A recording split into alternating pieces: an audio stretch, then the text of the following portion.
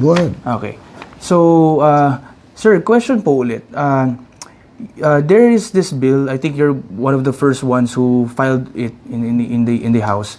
The bill in the Political Party Development Act, which bans political turncoatism that prohibits the transferring of political parties 8 months before the election day. Why do you think that would be helpful? Be helpful because without such a law or a similar law, there will be too many turncoats, and there will be no basic loyalties. This would be tantamount to turncoatism or political prostitution. Okay. And so there will be no basic loyalties among prospective young politicians, and even of those politicians who have matured and become senior citizens. Imagine even senior politicians can change their political parties like changing their shirts. So it's not healthy for Philippine democracy or for any democracy. Okay. And then, how about how important is it to develop our political parties so that it would lessen the strong patronage system in the Philippines? It's very important to develop a strong political party system in the Philippines so that there will be no proliferation of too many political parties that make our democracy ineffectual, divided and divisive. And therefore, there is no concentration of political power or economic power, and therefore no decisive dedication to the implementation of national and regional programs.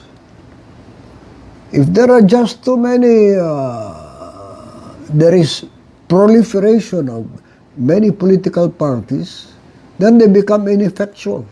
They're not able to implement their strategic obligations and objectives. Okay. All right, sir. Is there anything that you would like to share those watching this vlog? Well, I would say that let us go to the basics. Let us go to the basics. Let us go back to a responsible two-party system where the responsibilities of political parties, national leaders, political leaders, economic leaders is defined, and where obligations are defined, where goals and objectives are defined, instead of too many political organizations, large, small, medium, where responsibilities and demarcations and lines of duty are mixed, and responsibilities are not clearly defined, and therefore the members of these organizations do not know exactly what are the responsibilities and what are their obligations. Okay, sir. So that is very, very important. And then, even if we have, for example, we have two-party system, coalitions, like they're not parties but coalitions, they can still exist.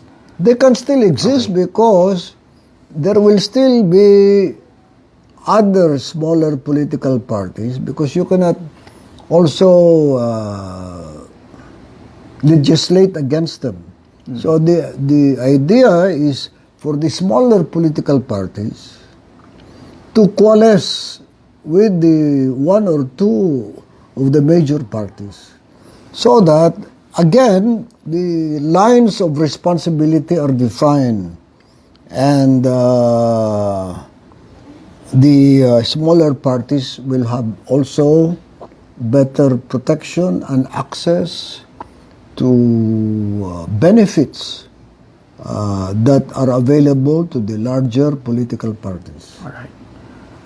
All right. Thank you, sir, for your time, and I hope that a lot of the viewers of this vlog would have learned a lot, and that this could also help in as our sources in academic discussions. Let me just say that the well-defined political systems of the most successful democracies in Europe and in North America and even in Asia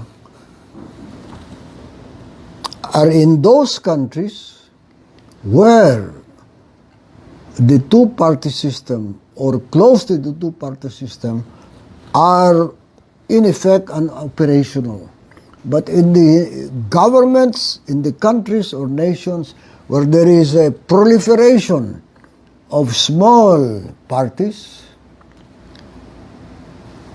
as a general principle, as a general rule, and historically, these governments have not been effective for the people, and therefore these countries have not been as successful as the countries with strong, responsible political parties. All right. Thank you, sir. Thank you for those words. Thank you.